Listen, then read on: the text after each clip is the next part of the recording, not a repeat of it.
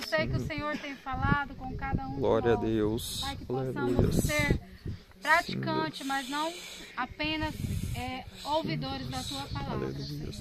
Deus Santo, Deus Poderoso, o que importa nessa tarde, Senhor, que o Senhor cresça e que eu diminua. Coloca a palavra em minha boca, porque eu nada sou, Senhor, e nada tenho, mas Tu é aquele poderoso, Senhor, que coloca a palavra na boca dos Teus escolhidos para falar, Senhor, conforme a Tua vontade. Deus abençoa cada um que veio, que se esforçou, que aqui está, Senhor, recompensa, Espírito Santo, porque o Senhor é o Deus que conhece, Senhor, as nossas vidas. A Tua palavra diz, Senhor, lá em Jeremias 17, versículo 10, que Tu és o Deus que examina a mente e prova o coração e dá a cada um segundo seja a sua obra.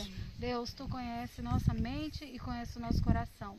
Perdoa-nos, Senhor, se em algum momento, Senhor, falhamos contra Ti, contra o Teu Espírito, Senhor, e que a Tua presença seja conosco, e que esta palavra, Senhor, venha, Senhor, ficar guardada em nossas mentes, em nossos corações, para que possamos viver a Tua palavra. Assim eu te peço e te agradeço em nome de Jesus. Glória a Deus. Obrigada, podem tomar assento.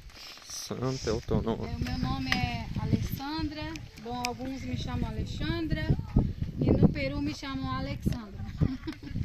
Meu nome é registrado com X, e lá não tem o X, não tem som de Alexandra, senão de Alexandra. Eu faço a obra de Deus há 14 anos no Peru. O Senhor foi quem me escolheu, e Ele não escolhe aquele que acha que é capaz. Ele escolhe aquele que acha que não é capaz, para que a glória seja para Ele. Quando o Senhor me chamou, antes que o Senhor me chame, eu estava ajudando a obra de Deus em Brasília, e um pastor, estava aí o presidente da Assembleia de Deus, né, do Ministério Belém, estava de visita nessa igreja a qual eu pertencia, que fazia parte do louvor, fazia algumas visitas, e outra missionária estava indo para o Peru. E esse pastor, já vendo que eu estava envolvida na obra de Deus, disse: eu vou te levantar, missionária. Mas eu não me sentia como missionária. E ele me deu aquela carteirinha, aquela credencial de missionária, e eu sempre fiquei naquela dúvida: será que esse pastor me deu essa carteirinha de missionária só porque eu ia para o Peru? Ficava nessa dúvida, fui para o Peru, já gravei CD, então cantava. Glória a Deus. Pensava, sou cantora, mas não sou missionária. Pensava assim, né? Humanamente pensando. E um dia eu estava aqui em São Miguel do Araguaia, que é onde os meus pais vivem, meus irmãos, e eu estava deitada na cama onde eu estava, olhei aquela credencial e pensei, e no meu pensamento pensei, creio que isso aqui foi algo dado por homens. Eu não me sinto missionária, eu sou uma cantora, não uma missionária.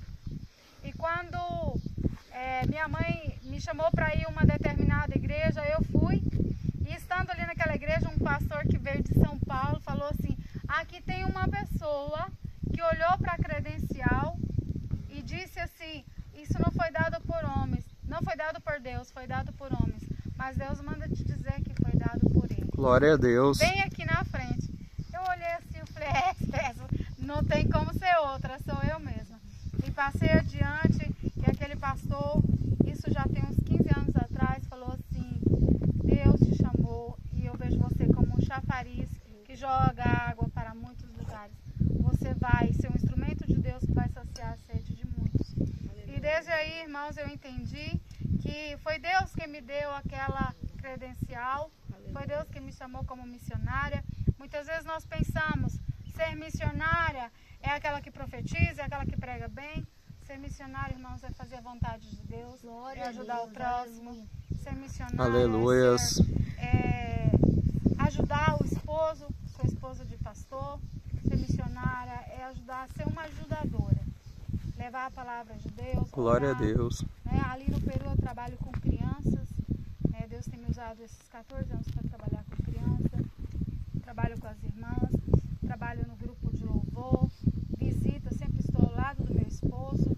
Ele é o pastor, eu sou apenas a missionária que o ajuda, né? Eu não fui ungida, consagrada a pastora, tá? Eu sou missionária. Bom, alguns lá me chamam de pastora, como o pastor me chama aqui de pastora, porque sou a esposa do pastor, né? Aí diz: a esposa do pastor é a pastora, mas eu sou missionária, né? Escolhida pelo Senhor. E ali nós temos feito um trabalho ganhando almas para o reino dos céus. Só para que você você entenda um pouco o Peru. É um país de 31 milhões de habitantes, um país minúsculo. O Peru seria como o Goiás e o Tocantins, o tamanho do Peru. É um país muito pequeno e um país onde tem uma cultura inca, onde eles adoram o sol, adoram as montanhas, eles adoram a terra, e até hoje essa cultura milenar, eles fazem sacrifícios para o sol e fazem sacrifícios para a terra, porque eles creem que esse sacrifício é que vai trazer a prosperidade e a bênção na vida deles. É um país onde eles enterravam, hoje por causa das leis já não acontece isso, se acontecer muito escondido, mas foi encontrado nas Cordilheiras dos Andes crianças virgens enterradas vivas. Misericórdia. Então já encontraram como morta, mas eles davam titia, que é uma bebida feita do milho, já fermentada, e enterrava viva ali para a pessoa morrer sufocada debaixo da terra, porque eles creem que assim a terra vai ser abençoada. A moeda do Peru chama sol, porque eles adoram o sol. Então é um país difícil, onde somente 3% das pessoas são evangélicas. A maioria são católicos por causa da influência dos espanhóis. O idioma de lá é espanhol, não é português. E o idioma mesmo nativo dos incas é o quechua. Esse idioma meu esposo fala. Tá? Ele fala o quechua, ele fala espanhol. E ele também agora, depois que nós nos casamos, ele fala também o português, meu esposo. Espero um dia trazê-lo aqui. Ele só conhece esse monte por foto, por vídeos. Espero um dia que vocês o conheçam também. Faz 6 anos que meu esposo não vem ao Brasil. Peço vossas orações. Estamos sozinhos ali no campo missionário. Meu esposo é o pastor presidente da Assembleia de Deus Ministério Belém, ali no Peru. Então, estamos sozinhos pastoreando na cidade onde nós estamos 2 igrejas. E fora as outras igrejas de outros estados. Ele é o presidente que tem que dar assistência em batismo, em festa, em aniversário. O pastor presidente tem muita responsabilidade. Como a palavra do Senhor diz, a quem muito é dado, muito é cobrado. Né? Tem que trazer escola de ensinança bíblica para obreiros e tudo isso. Ele é quem fabrica, ele é a gráfica de lá, fabrica os inários de lá, né? O mesmo inário nosso daqui do Brasil, só que no espanhol. E o bom dele saber português é isso, porque alguns hinos ele traduz e ficam perfeitos. Então é isso, meus irmãos. Eu estou aqui no Brasil faz uns 14 dias, vim por uma emergência, não vim a passeio. Meu pai estava na UTI por 9 dias. Deus já fechou a cova, Deus deu oportunidade de vida por causa de oração de um justo, de clamor de um justo. E nessa tarde eu louvo a Deus pela vida do meu primo, que amo de coração, que é minha prima, não fica com ciúmes, mas eu gosto demais dele. Às vezes eu fico até com receio, pastor, porque ele ora por mim todos os dias, ele manda, não só por mim, mas pelo meu esposo, pela minha filha Lorena, que está comigo no Peru, também pela obra dali, todos os dias.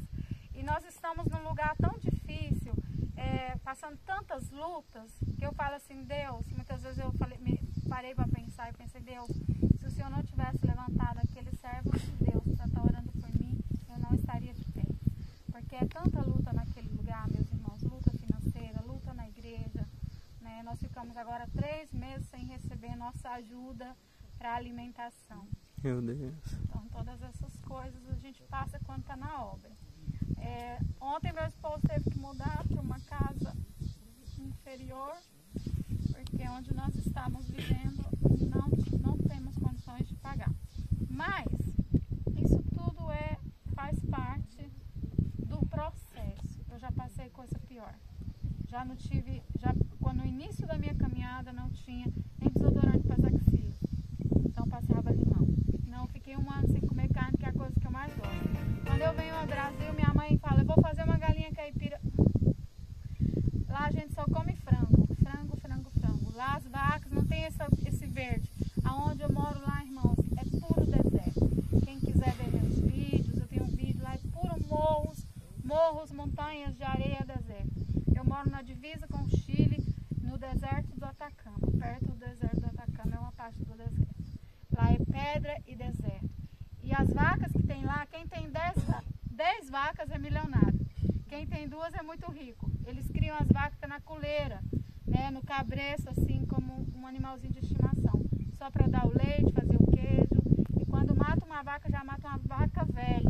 Aí vocês imaginam o sabor dessa vaca aqui.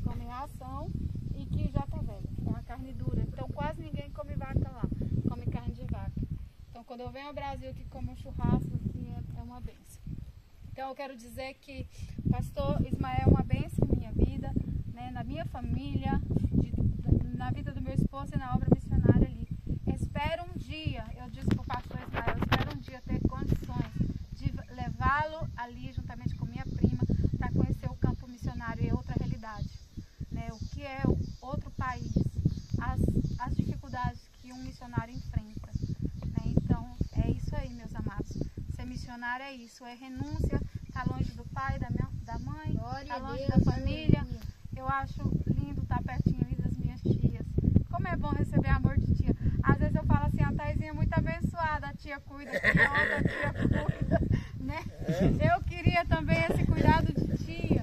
Lá, irmãos, eu não tenho ninguém. Ontem Deus usou a minha prima, filha da Taizinha, e veio e me deu um abraço enquanto o pastor Ismael ministrava. Alguns que talvez viram, ela me abraçou e me abraçou e me abraçou. E Deus falou no meu coração, esse é o abraço que você deseja tanto naquele lugar. Porque os peruanos, eles são muito frios, eles não são de abraçar. Até mesmo porque eles não recebem amor, então a gente só dá aquilo que a gente tem. Eles não têm amor, então eles não podem dar amor e não receber amor. E Deus usou esse pequenininho que vai ser um pastor, tenho certeza, e veio até mim e falou assim, olha, Deus me disse para falar para a senhora que aquele abraço era Deus te abraçando. Aleluia, Glória a Deus. E eu me alegro muito, pastor Ismael, por esses frutos que o Senhor tem dado aqui nesse lugar.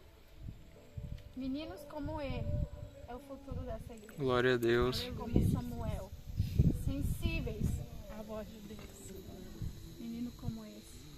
Vocês podem ter certeza, se vocês viverem, se Jesus não voltar até lá, esse menino vai ser um pastor. Louva a Deus pela vida do pastor Renato, a missioneira Sol, missionária Sol. Eles são um alicerce, ajuda para o pastor Ismael nesse lugar. Então, vocês estão muito abençoados. Você tem um pastor que é profeta. Como ali naquele lugar eu gostaria de dizer no dia mais difícil da minha angústia, da minha dificuldade, que você quer uma resposta. Filha, eu estou contigo, não temas. Aleluia. Eu vou te ajudar. Quantas vezes a gente espera isso, mas você não tem. Não tem. O que você tem? A palavra de Deus. Você lê a palavra de Deus e você crê de todo o seu coração. Porque isso aqui é a palavra, a profecia viva do Senhor. Mas quantas vezes a gente quer ouvir? Filha, não temas. Como antes, da outra vez que eu vim, um ano atrás, minha filha estava num problema sério. Aí tá meu irmão ali, meu irmão, aquele gatinho ali. Abençoado. Cadê o gato? Solteiro.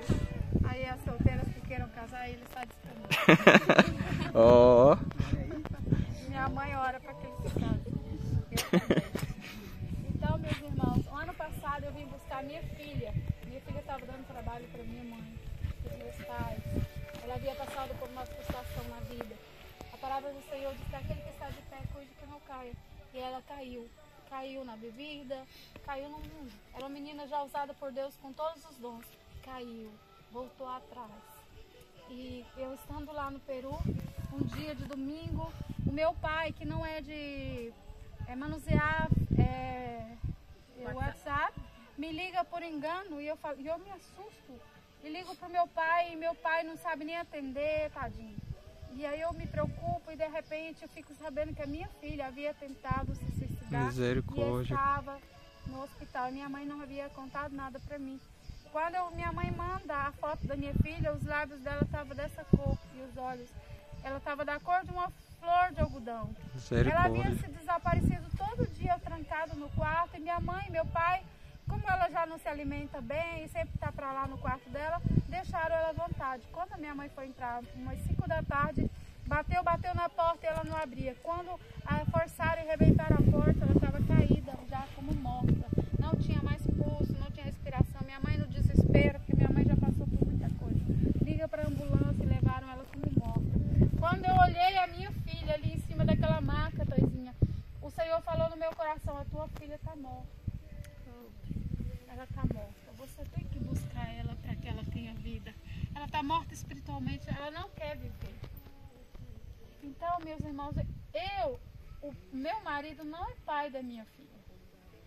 E eu disse, Deus, se for da tua vontade que a minha filha venha para o Peru, até mesmo o desejo de uma mãe é que a filha esteja perto. Mas como ela cresceu com meu pai e com minha mãe, e eu tinha medo de que ela não viesse a resistir à cultura do Peru, porque é uma cultura muito rígida, não é como o Brasil, que a gente tem liberdade de falar o que pensa. Lá é uma cultura, irmãos, eu não sei se vocês já foram em alguma aldeia indígena. A cultura de lá é mais ou menos parecida. Se você for na casa de alguém convidar você para comer, eles te dão um prato feito desse tamanho, uma montanha. Se você não comer tudo, eles não olham mais na sua cara. Nunca mais permite você entrar na casa deles. E o que é que eles dão para você comer? Um monte de coisa que você nunca comeu na sua vida. Uma das coisas mais difíceis que eu encontrei para comer lá se chama cuy. Bom, para os caçadores que gostam de prear, essas coisas, mas quando tira o pelo, parece um porquinho da Índia, quando tira o pelo, que bota ele no prato, os dentes, eles botam com unha, com intestino, com tudo, parece um rato frito. Tá? Você pode entrar na internet, quando você sai daqui, buscar cuy do Peru, você vai ver o que eu estou falando. Então, assim, coisas assim, eu preocupava de levar minha filha, ela não poder comer e não poder dar testemunho, porque, irmãos, quem está na frente da obra tem que renunciar, tem que agradar, tem que viver para os demais, porque é assim que a gente conquista as almas. E ali é renúncia. É como o apóstolo Paulo disse, eu já não vivo, quem vive em mim é Cristo, eu estou crucificado com Cristo. E eu entendi isso, que eu tinha que... Tem missionários que vai para ali e fica só lembrando do Brasil, falando do Brasil, que é comida do Brasil. Assim, não, irmãos, você está ali, você tem que viver como eles, comer como eles. O apóstolo Paulo foi um dos maiores missionários bíblicos. E ele disse que ele se fez de judeu com judeus. Ele se fez de sem lei para com os sem leis, os gentios. Com os judeus, que eram os da lei, ele viveu como os da lei. Ou seja, de tudo ele fez para agradar o próximo, para testemunhar e para ganhar aquela alma para Jesus. Então, quem vai para o campo missionário é isso. É renúncia e viver como eles. Tá, voltando ao assunto da minha filha. Deus, eu falei, Deus, se o Senhor tem propósito de que eu traga minha filha para o Peru, dê um sonho para o meu esposo. Que ele sonhe e que ele fale da boca dele, busque a Lorena. Irmãos, eu orei 7 da noite. Quando foi 4 horas da manhã, meu esposo senta na cama e disse, eu sonhei com Lorena, minha filha. Aí Glória a Deus. Ele não é de sonhar com ninguém. Ele disse, eu sonhei com Lorena. Eu disse, como era esse sonho? Ela estava aqui no Peru e ela dizia, Fred, eu sempre quis vir morar no Peru, mas eu pensei que você não me queria aqui. E chorava. Aí ele se condoeu, se doeu no coração e disse, você vai buscar a Lorena. Quando ele falou aquilo, eu comecei a chorar, porque a minha oração não foi nem em voz audível, foi só na mente. Aí eu contei para ele. Eu falei, olha, eu orei ontem à noite em espírito, que se fosse de Deus eu buscar minha filha, você ia sonhar e você ia falar. E Deus respondeu. Irmãos, Deus responde. Eu vim aqui ao Brasil, ela não queria ir, estava ainda como que lutando. Deus usa o pastor Ismael no monte lá de baixo, e ele fala assim, porque eu estava com uma inquietação de que ela fosse para lá e fosse me dar trabalho e fosse escandalizar a obra do Senhor. Essa sempre foi a minha preocupação, de não escandalizar, de não permitir que nenhum dos pequeninos caiam, porque o Senhor diz, ai daqueles que fizeram um dos meus pequeninos tropeçar. Então esse foi sempre a minha preocupação, de dar um bom testemunho. E ali, meus irmãos, Deus usa o pastor Ismael e disse, não temas, porque quando você atravessar as fronteiras, o Senhor diz que você vai ter paz. Paz, paz. Irmãos, essa palavra se cumpriu. Levei a minha filha, ela nunca me deu trabalho. Ela se envolveu na obra de Deus com as crianças, se envolveu com os jovens, se envolveu no louvor e nunca ela botou uma bebida na boca. Quando ela morava na casa da minha mãe, ela comprava bebidas, aí que eu não sei nem os nomes, escondia dentro das roupas dela e tomava escondido. E lá o Deus preencheu esse vazio da alma dela. Glória a Deus. A história dela. Hoje ela está noiva, meus irmãos. O noivo dela veio da Europa até o Peru para pedir a mão dela em casamento. Glória a Deus. Ela está noiva, vai casar e constituir a família dela. É isso que Deus faz. Em nome de Jesus. Amém? Glória a Agora Deus. eu vou à palavra de Deus. Bom, eu estava ali na rocha, tirando foto. E eu fiquei pensando no tamanho dessa rocha. E o Senhor trouxe ao meu coração aquela palavra da rocha, todos conhecem. Glória a Deus. Diz assim, Mateus 7, versículo 24. Glória a Deus. Todo aquele, pois, que ouve estas minhas palavras e as pratica, será comparado a um homem prudente que edificou sua casa sobre a rocha. Caiu a chuva, transbordaram os rios, sopraram os ventos e deram com ímpeto contra aquela casa, que não caiu, porque fora edificada sobre a rocha. Aí mais abaixo vai falar também que aquele que ouve, mas não pratica, e vem os ventos, e vem a chuva, porque sempre vem, a casa cai. Meus amados irmãos, essa rocha a qual nós estamos com nossos pés firmes, pode passar gerações e gerações, essa rocha vai estar aqui.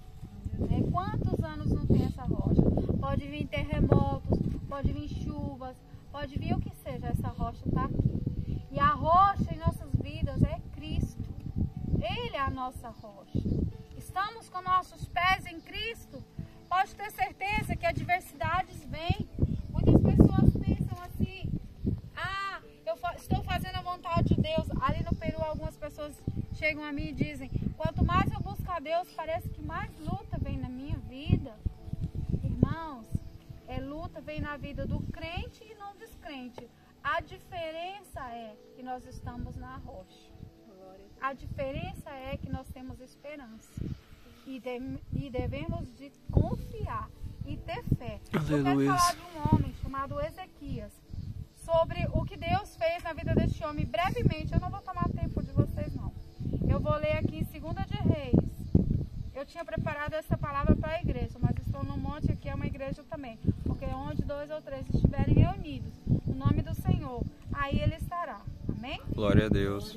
Aqui diz em 2 de Reis 18, versículo 3, fala do rei Ezequias.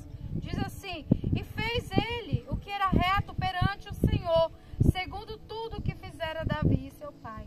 Removeu os altos, quebrou as colunas, deitou abaixo os postes ídolos e fez em pedaços serpente de bronze que Moisés fizera, porque até aquele dia os filhos de Israel lhe queimavam incenso e lhe chamavam Neustã. Confiou no Senhor, Deus de Israel, de maneira que depois dele não houve seu semelhante entre todos os reis de Judá, nem entre os que foram antes dele. Porque se apegou ao Senhor, não deixou de segui-lo e guardou os seus mandamentos, que o Senhor ordenara a Moisés. Glória a Deus. Eu quero falar um pouquinho do rei Ezequias. O pai do rei Ezequias foi o rei Acaz. E Ezequias era o rei de Judá, o reino do sul. Israel havia sido dividido em 2 reinos, o reino do norte e o reino do sul. E ele governava o reino do sul. Ele era o 13º rei de Judá, onde a capital é Jerusalém. Meus queridos, o pai dele havia feito coisas que desagradavam a Deus. Havia fechado a porta do templo da adoração. Havia edificado ídolos. Adorava a uma ídola chamada Acera. Queimava os filhos, crianças no fogo. Faziam rituais que o Senhor havia proibido. De tudo que na lei de Moisés havia proibido, ele fazia. Coisas que desagradavam a Deus. E Ezequias cresceu nesse lar de desobediência a Deus. E aqui nós vemos que não existe nenhuma justificativa para que a pessoa diga, o meu pai fazia isso, a minha mãe fazia isso, por isso que eu sou assim. Não. Quando você quer ser diferente, você é diferente. Não importando o que o seu pai fez, ou o que sua mãe faz ou fez. Você, quando quer servir a Deus, você é diferente e faz uma história diferente. Se o seu pai foi um agressor, foi um traidor, foi, seja lá o que for que fazia, não é por isso que você vai fazer o mesmo com a sua mulher. Vai ser um enganador, um mentiroso. Não, você vai fazer diferente. Por quê? Porque Deus deu o livre-arbítrio para cada um. Cada um de nós temos a livre escolha de fazer o que nós queremos fazer. E escolher entre esses 2 caminhos. Ou o caminho largo,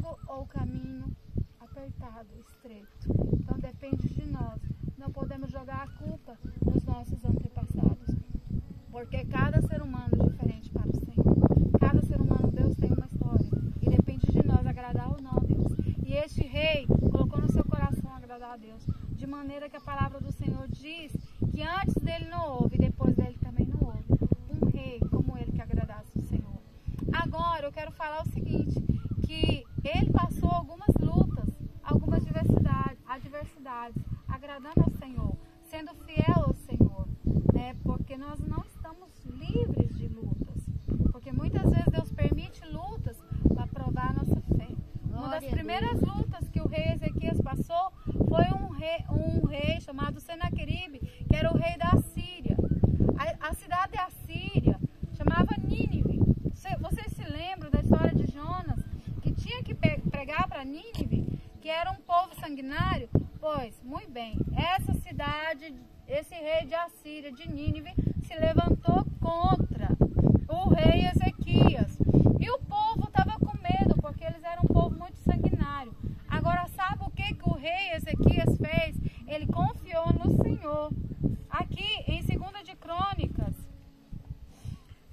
Crônicas 32, diz assim no versículo 5. Ele cobrou ânimo, isso é o rei, tá? Esse aqui. Ele cobrou ânimo, restaurou todo o muro quebrado e sobre ele ergueu torres. Levantou também outro muro por fora. Fortificou a cidade de Davi. Fez armas e escudos em abundância.